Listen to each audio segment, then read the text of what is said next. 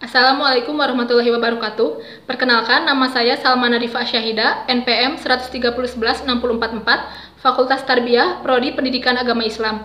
Saya akan mempresentasikan hasil penelitian saya yang berjudul Efektivitas Implementasi Metode Talaki dan Metode Tilawati dalam Meningkatkan Kemampuan Membaca Al-Quran.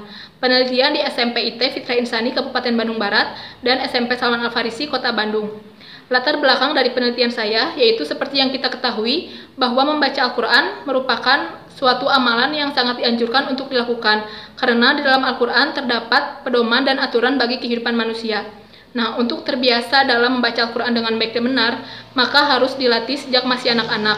Di sini peran orang tua sangat penting untuk mendidik anak-anaknya dalam membaca Al-Quran. Namun tak hanya itu, peran guru pun tak kalah penting dalam pembelajaran Al-Quran. Namun pada pelaksanaannya, motivasi siswa dalam membaca Al-Quran itu cenderung rendah, sehingga guru harus menentukan metode yang efektif dan menyenangkan. Di sini saya menelusuri dua jenis metode. Yang pertama, metode talaki di SMP IT Fitra Insani, dan yang kedua, metode tilawati di SMP Salman Al-Farisi. Rumusan masalah dari penelitian saya yang pertama, bagaimana proses pelaksanaan dari metode talaki di SMP IT Fitra Insani, dan yang kedua, bagaimana proses pelaksanaan dari metode tilawati di SMP Salman Al-Farisi. Yang ketiga, bagaimana efektivitas antara metode talaki dan metode tilawati dalam meningkatkan kemampuan membaca Al-Quran. Yang keempat, apa saja faktor pendukung dan penghambat dari metode talaki dan metode tilawati. Nah, metode penelitian yang saya gunakan ini menggunakan kuantitatif dan studi komparatif dengan membandingkan dua jenis metode. Teknik pengumpulan datanya berupa observasi, dokumentasi, wawancara, dan tes lisan. Adapun teknik analisis datanya menggunakan rumus t-test pada aplikasi SPSS. Nah, pertama saya akan menjelaskan metode talaki terlebih dahulu. Jadi pengertian talaki itu berhadapan dan bertemu.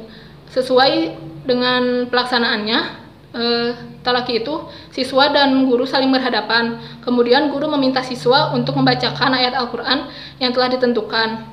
Nah, saat siswa keliru dalam membaca, guru itu bisa langsung meluruskan bacaan yang salah.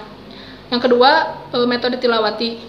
Jadi, dalam melantunkan ayat Al-Quran, metode tilawati ini menggunakan lagu ros, sehingga lebih menyenangkan.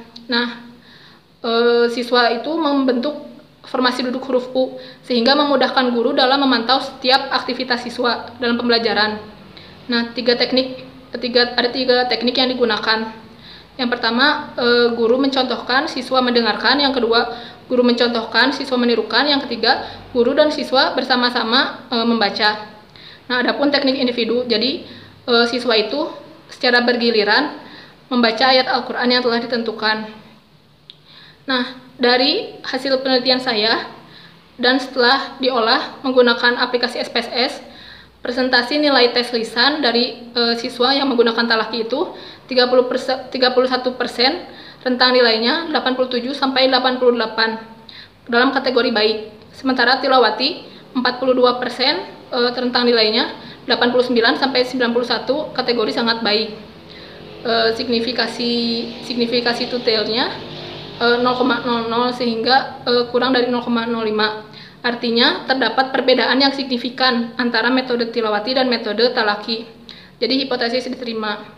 Nah, di sini artinya metode tilawati itu lebih unggul daripada metode talaki. Faktor pendukung dan penghambatnya, tilawati itu menggunakan alat peraga, sementara talaki itu hanya bersifat kondisional. Yang kedua, tilawati ada 3 teknik pembelajaran yang tadi yang guru mencontohkan, siswa menirukan, guru mencontohkan, siswa mendengarkan, dan guru dan siswa bersama-sama membaca. Kalau talaki itu cenderung hanya satu teknik, siswa membacakan dan dicontohkannya itu jika hanya terjadi kekeliruan. Lalu buku siswa dalam tilawati itu lebih lengkap daripada talaki. Ada 5 jilid di tilawati, sementara talaki itu hanya 3. Lalu formasi duduk dari tilawati itu membentuk huruf U, sehingga memudahkan guru untuk memantau setiap aktivitas siswa dalam pembelajaran. Sementara talaki kan berhadapan, jadi siswa yang lain lolos dari pantauan guru. Lalu yang terakhir, aspek yang dipelajari tilawati itu lebih lengkap. Ada fasohah, tajwid, gorib, lalu ada lagu ros juga, sehingga pelajaran lebih menyenangkan. Sementara talaki itu cenderung tidak memiliki irama khusus dalam pembelajarannya. Kesimpulannya, metode tilawati lebih unggul lebih efektif dalam meningkatkan kemampuan membaca Al-Quran.